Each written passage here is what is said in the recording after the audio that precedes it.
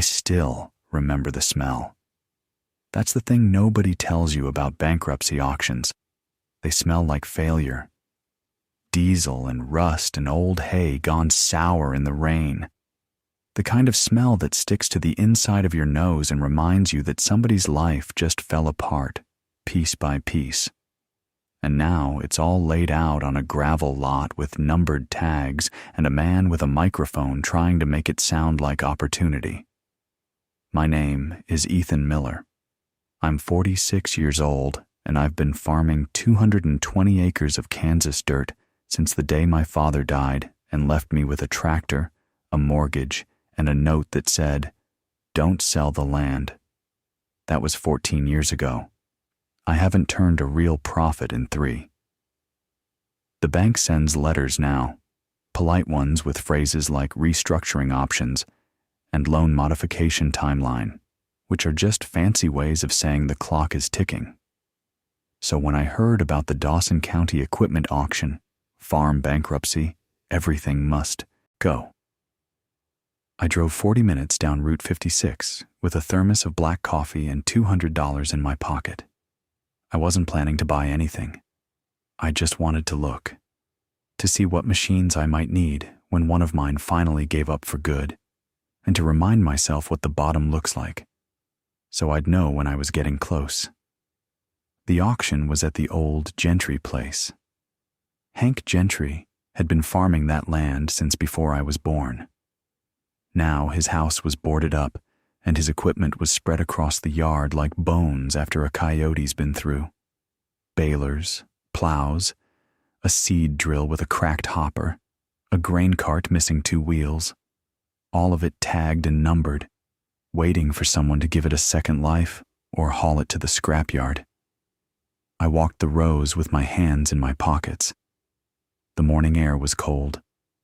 October in Kansas, that sharp kind of cold that smells like frozen earth and wood smoke from somewhere you can't see. A few dozen people milled around, most of them dealers and scrappers. Men in Carhartt jackets with calculators in their back pockets, figuring out the math on tonnage and steel prices. Nobody there was sentimental about it. This was business. I almost left before they got to lot 17.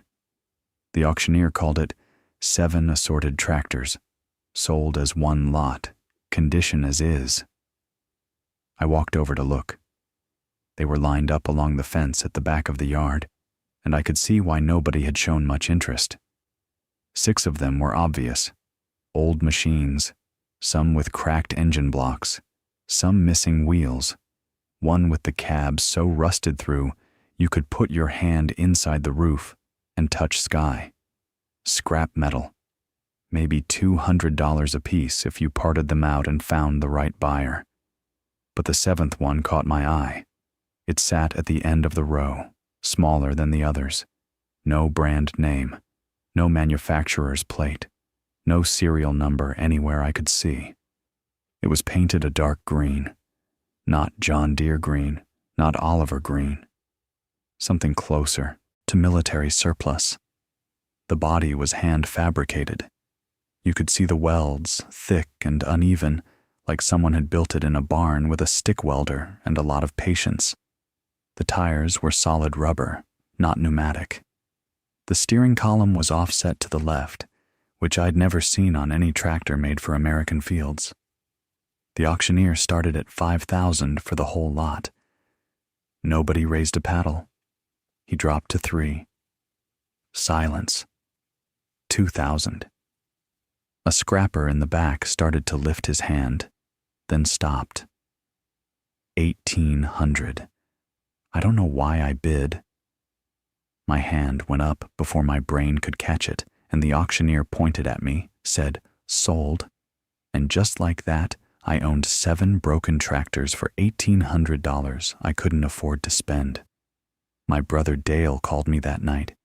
He'd heard about it from someone at the co-op. "You spent $1,800 on junk," he said. Not a question, a statement. "Ethan, you can't pay your own electric bill and you're buying dead machines at a bankruptcy sale. I could hear his wife in the background saying something I couldn't make out, but I could guess the tone. Dale worked at the Walmart distribution center in Dodge City. Good benefits. Steady paycheck. He'd been telling me to sell the farm for 5 years. "I'll strip them for parts," I said.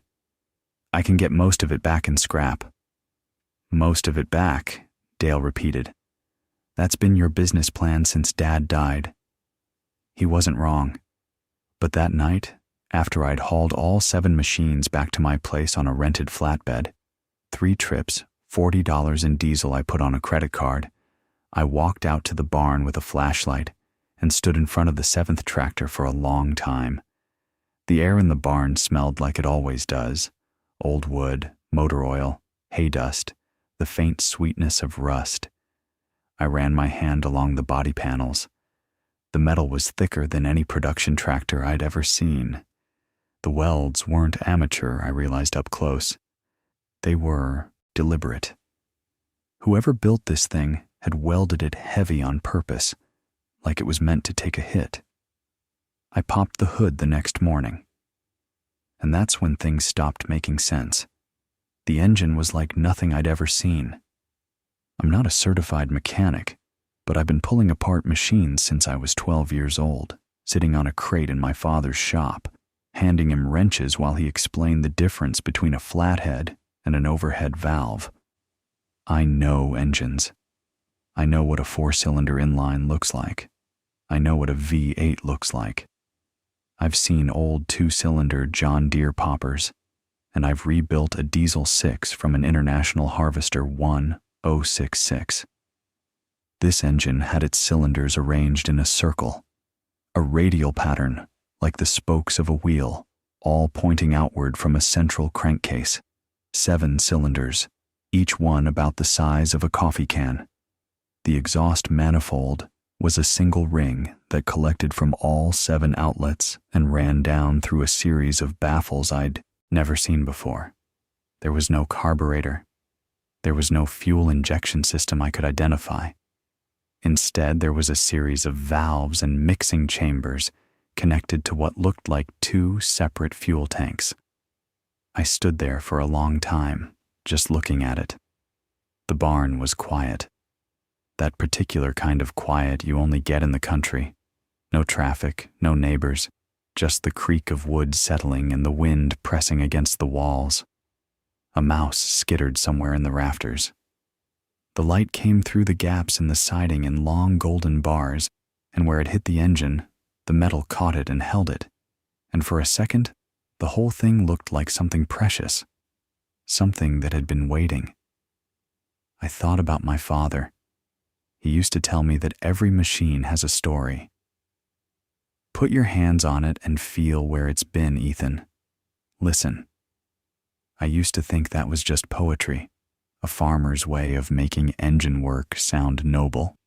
But standing in front of that radial engine with the hay dust floating in the light and the smell of old metal filling the barn, I understood what he meant for the first time. This machine had been somewhere, done something. It carried its history in its steel. I went back to the house and made a pot of coffee and sat at the kitchen table and stared at the wall. The linoleum was peeling near the sink. The faucet dripped. These were things I should have fixed years ago, but when you're running a farm alone on borrowed time and borrowed money, the house always comes last. The fields come first. The machines come second. You come somewhere after that. I called my friend Ray Castillo. Ray runs a small engine shop in Garden City. He's forgotten more about machines than most people ever learn. I told him I had something weird and asked if he'd come take a look. He drove out that Saturday. Ray spent 2 hours under the hood. He didn't talk much. He'd pick up a wrench, then put it down. He'd trace a fuel line with his finger, then stand up and scratch the back of his neck and stare. Finally, he wiped his hands on a rag, looked at me, and said, "Somebody built this in their garage. A real strange somebody." I don't know what half of this is, Ethan, but it's not from any factory I've ever seen. What about the engine layout? I asked. The radial thing. Like an airplane engine. Ray nodded slowly. Yeah, like a World War II radial, but mounted sideways. I've never seen that on anything that rolls on the ground. It doesn't make engineering sense for a tractor. Too heavy, too complex. You'd never build it this way if you were trying to sell it. He paused. Unless you were trying to do something else with it. I asked what he meant. He shrugged. I don't know, but I'd stop trying to fix it and start trying to figure out what it is. That night, I took a dozen photos. The engine from every angle, the frame, the welds, the 2 fuel tanks, the mixing valves, the strange exhaust baffles, the solid rubber tires, the offset, steering column, the hand-stamped rivets along the body panels. I posted them on 3 different online forums, one for antique tractor restoration, one for military vehicle collectors, and one for general mechanical engineering enthusiasts. The antique tractor people were polite but confused. Nobody recognized the design. A few suggested it was a homemade project, someone's garage experiment. One guy said it looked like it might be Eastern European, Romanian or Yugoslav, but he wasn't sure. The military vehicle collectors were more interested, but couldn't place it either. Several people noted the solid rubber tires and heavy gauge steel, saying it looked mil-spec, but didn't match any known military vehicle in their databases. And then, on the 3rd day, I got a private message from a man named Gerald Whitfield. His profile said he was a retired aerospace engineer, 78 years old, living in Wichita. His message was 3 sentences long. Where did you get that? Machine? I need to know the exact location. Please call me immediately. He included his phone number. I called the next morning. My hands were shaking and I didn't know why. Maybe it was the way he'd written immediately, like something was urgent, like something was wrong. Gerald picked up on the first ring. His voice was calm, measured, the kind of voice that comes from decades of briefing rooms and engineering reviews, but underneath the calm, I could hear it, a vibration, an excitement he was trying to control. Mr. Miller, he said, I need you to tell me something. On the left side of the engine block, near the base of the 3rd cylinder, is there a small stamped marking? It would look like a horseshoe with the letter P inside it. I went to the barn with my phone pressed to my ear. I got down on my knees in the dirt and hay dust, angled my flashlight at the engine block, and looked. It took me a minute to find it. The stamp was small, no bigger than a quarter, almost worn flat by time, but it was there, a horseshoe with a tiny P inside. It's there, I said. The line went quiet for what felt like a long time. When Gerald spoke again, his voice had changed. The control was gone. He sounded like a man who'd just seen a ghost walk through the wall. Mr. Miller, he said, that machine is a prairie horse. I didn't know what that meant. I told him so. Gerald explained, and as he talked, I sat down on the dirt floor of my barn, next to a machine I'd bought for a fraction of $1,800, and felt the world rearrange itself around me. In 1956, at the height of the Cold War, the Defense Advanced Research Projects Agency, DARPA, initiated a classified program called Prairie Horse. The premise was terrifying in its simplicity. If the Soviet Union launched a nuclear attack on the United States, the country's fuel infrastructure, refineries, pipelines, storage depots, would be among the first targets.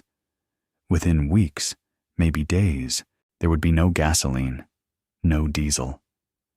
The entire American agricultural system would grind to a halt, and a nation of 200 million people would begin to starve. Prairie horse was the answer. The program's engineers, Gerald had been one of them, fresh out of Caltech at 23, were tasked with designing farm equipment that could run on anything: gasoline, diesel, kerosene, jet fuel, alcohol, even crude oil with minimal processing. The idea was to build tractors that a farmer could fuel with whatever liquid combustible he could find, so that American agriculture could survive a nuclear war and keep feeding the country. The radial engine wasn't a design flaw. It was the whole point. A radial configuration allowed for a multi-fuel combustion system that no inline or V configuration could achieve. The mixing valves I'd seen, the ones Ray couldn't identify, were the program's signature innovation, capable of blending and igniting different fuel types on the fly. The solid rubber tires were designed for a landscape where vulcanized rubber factories might no longer exist. The heavy steel body was meant to survive blast debris and fallout conditions. Gerald told me they built 11 prototypes between 1956 and 1961. Tested them in secret on government land in Nebraska and Kansas. The program worked.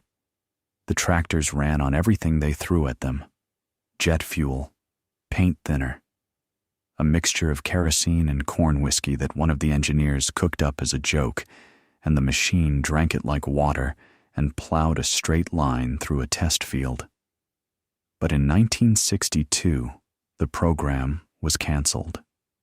The Kennedy administration shifted defense priorities toward missile technology and deterrence. The Prairie Horse prototypes were ordered destroyed. All documentation was classified. The engineers were reassigned and sworn to secrecy. Gerald had spent the last 60 years believing that every prototype had been crushed and melted. Someone didn't destroy theirs, I said. Someone hid it, Gerald said, on a farm, where it would look like just another old tractor, and it sat there for 70 years, passing from hand to hand, owner to owner, and nobody ever knew what it was.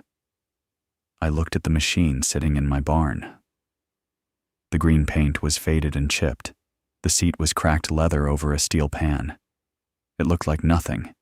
It looked like junk. "What do I do?" I asked. Gerald was quiet for a moment.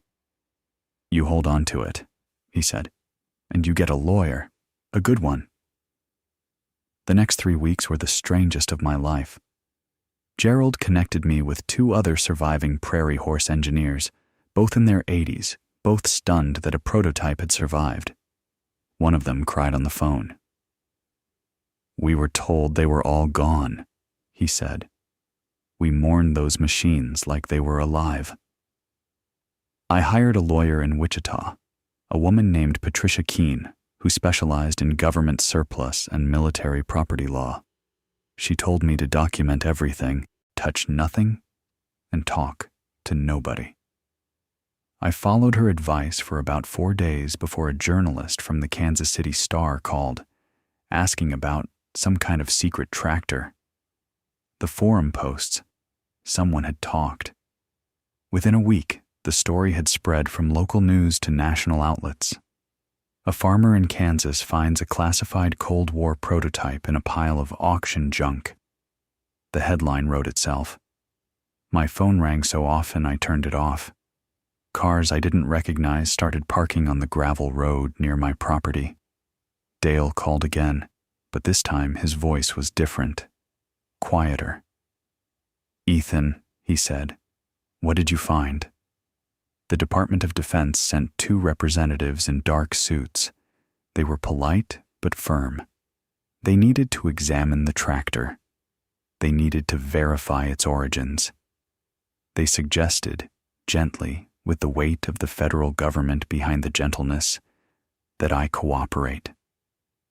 Patricia told them we'd cooperate fully, on the condition that the examination took place on my property with witnesses present, and that any determination of ownership would go through proper legal channels.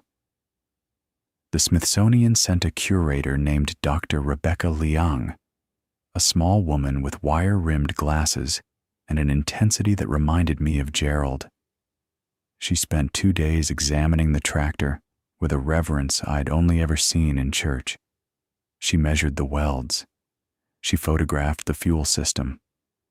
She sat in the driver's seat and placed her hands on the steering wheel and closed her eyes. And when she opened them, she looked at me and said, "Mr. Miller, this is one of the most significant pieces of Cold War engineering I've ever seen. It belongs in a museum." "It belongs to me," I said, not rudely, just as a fact. She smiled. "Yes," she said, "it does." The legal battle took 4 months. The Pentagon conducted a declassification review.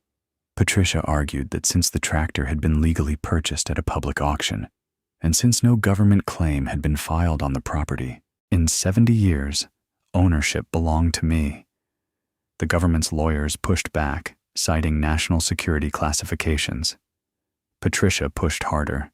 She was small and quiet, and she never raised her voice, and she won every single argument. On a Tuesday in February, I received a letter from the Department of Defense confirming that the Prairie Horse prototype had been cleared for private sale. No restrictions, no government claim. Mine. The auction at Sotheby's happened 6 weeks later. I wore my good boots, the ones I'd bought for my mother's funeral, the ones with the stitching still clean because I'd only worn them twice. I sat in a room full of people who smelled like money, cologne and leather, and something sharp and clean that I couldn't name. My hands were rough and cracked on the polished armrests. I felt like I'd walked into a world that wasn't built for me. The auctioneer started at $2 million. The number hit me in the chest like a physical thing. $2 million. My farm was worth maybe $300,000 on a good day, and that was counting the land, the house, the barn, and every machine in it. The bidding moved fast. A collector from Texas, a museum foundation from Virginia, a technology company's representative with a paddle and a poker face. The numbers climbed. 4 million, 6, 8, 10. I couldn't feel my hands. I couldn't feel my feet. The room was silent, except for the auctioneer's voice, calm and rhythmic, like a heartbeat. At 14 million, the field narrowed to 2 bidders. The Texas collector dropped out with a small shake of his head. The 2 remaining were the Museum Foundation, and a man I'd later learn was David Chen, a defense technology billionaire from California. They traded bids like chess moves, 14.5, 15, 15.5, 16, 17 million, 17.5, 17.8. The gavel came down, $17.8 million. I sat in my chair and stared at my hands. These hands that had pulled calves in the mud at 3 a.m. These hands that had rebuilt transmissions and dug fence posts and carried my mother's casket down the steps of the First Baptist Church. These hands that had been worth $1,800 at a bankruptcy auction 4 months ago. David Chen found me afterward. He was a quiet man, shorter than I expected, with kind eyes and a firm handshake. He told me he'd grown up on a rice farm in the Central Valley of California. His grandfather had farmed with a hand plow. He understood what the tractor meant, not just as an engineering artifact, but as a symbol of what this country asks of its farmers and how little it gives back. He told me he was donating the tractor to the National Air and Space Museum, where it would be displayed alongside Cold War aviation exhibits, a farm machine sitting next to fighter jets and spy planes. A tractor built to survive the end of the world. "Your grandfather would understand," he said. "My father," I corrected him gently. "My father was the farmer." He nodded. "Then your father would understand."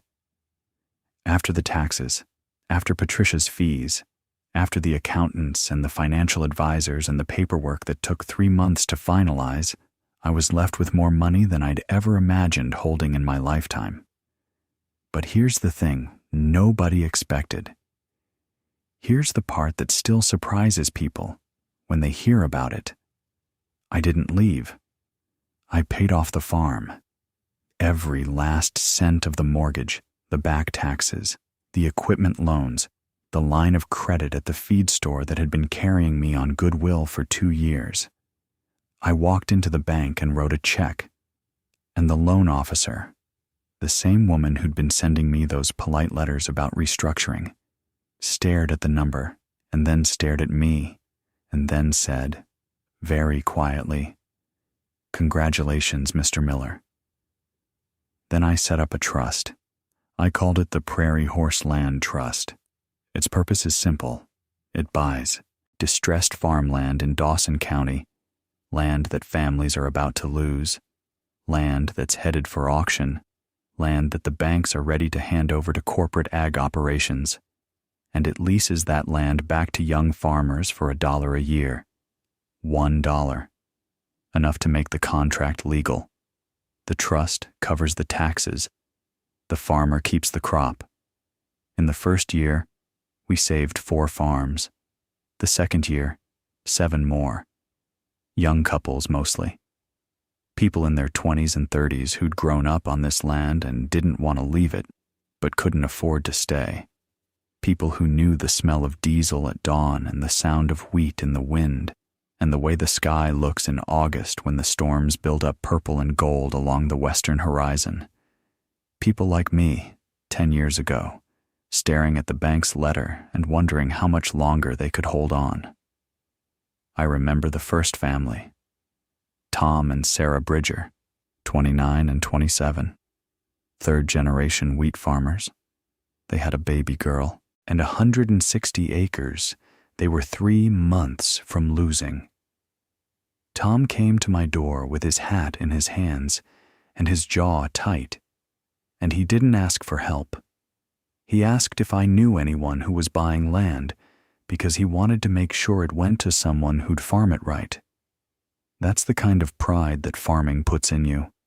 Even when you're drowning, you worry about the land. I told him about the trust. He stared at me. He said, $1 a year? I said yes. He put his hat back on and looked out at the fields and didn't say anything for a long time, and when he turned back to me, his eyes were red, and he stuck out his hand and shook mine, and that was the whole conversation.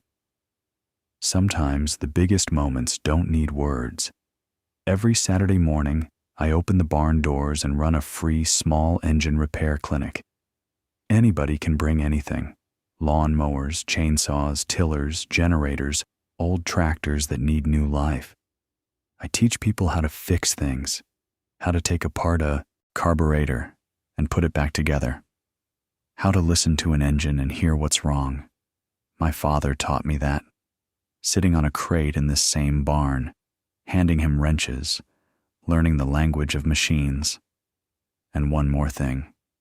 In November of that first year, I drove to a neighborhood in Wichita where the houses have small yards and chain-link fences. I parked my truck on a quiet street and walked up to a front door I hadn't stood in front of since I was 14 years old. The house where my mother grew up. The house my parents lost when the medical bills came, when Mom got sick and the insurance ran out and the choices narrowed down to sell the house or don't treat the cancer. They chose to treat it, and it bought her 2 more years, and those 2 years were worth every wall and window and floorboard. But losing that house broke something in my father that never quite healed. The couple living there now were in their 60s. Nice people. They'd taken good care of the place. I told them who I was and what the house meant to my family, and I asked if they'd consider selling. The woman looked at her husband. He looked at her. She invited me inside for coffee. We agreed on a price that afternoon. Fair market value, not a penny more. I didn't want charity and I didn't want to overpay. I wanted what was right. I stood in the kitchen where my mother used to make lemonade on summer afternoons, the kind with real lemons and too much sugar, and I pressed my hand flat against the countertop and felt the cool surface under my palm, and I closed my eyes, and for a moment, just a moment, I could smell it. Lemons and sugar and the faint ghost of her perfume, something floral that I've never been able to name. I keep that house now. I don't rent it out. I don't live in it. I go there sometimes, when the world gets loud, and I sit on the porch and watch the street and remember what it felt like to be small and safe and sure that everything was going to be sure. Okay, people ask me all the time about the tractor. Reporters, historians, documentary filmmakers. They want to know what it felt like, standing in that barn, finding out I was holding a ghost from a secret chapter of American history. They want the big moment, the dramatic turn, the Hollywood version. But the truth is simpler than that. The truth is that I spent $1,800 on a pile of junk because nobody else wanted it. I didn't know what I had. I didn't have some vision or instinct or divine guidance. I had a broke farmer's stubbornness and a feeling in my gut that said, that one's different. That's all. And maybe that's enough. Maybe that's always been enough. My father used to say that farming is the world's longest bet. You put everything you've got into the ground and hope the sky cooperates. You can't control the rain. You can't control the market. You can't control the rust or the drought or the banker's letter in the mailbox. All you can control is whether you show up tomorrow morning and do the work. I showed up. And the 7th tractor, the one nobody could even identify, the ugly little hand-built machine with no name and no serial number, and an engine that belonged in a warplane. It turned out to be worth more than my entire life's work combined. A ghost from 1956. A machine built to feed a nation after the bombs fell. Hidden on a farm, passed from hand to hand for 70 years, waiting for someone to look close enough to see what it really was. I was that someone. Not because I was smart, not because I was special, but because I was stubborn and broke and too tired to walk away from something that didn't make sense. The tractor nobody wanted turned out to be the most important thing in the room, and the farmer who couldn't turn a profit turned out to be the one who brought it back from the dead. Sometimes the things that look like nothing turn out to be everything, and sometimes the people who look like they're losing are just waiting for the world to catch up. I'm still farming. 220 acres of Kansas dirt. The wheat came in good this year. The sky cooperated. And every morning, when I walk out to the barn and smell the oil and the hay dust and the cold October air, I think about a machine that was built to survive the end of the world. And I think about a farmer who almost didn't survive his own. But he did. We both did. And that, I think, is the whole story.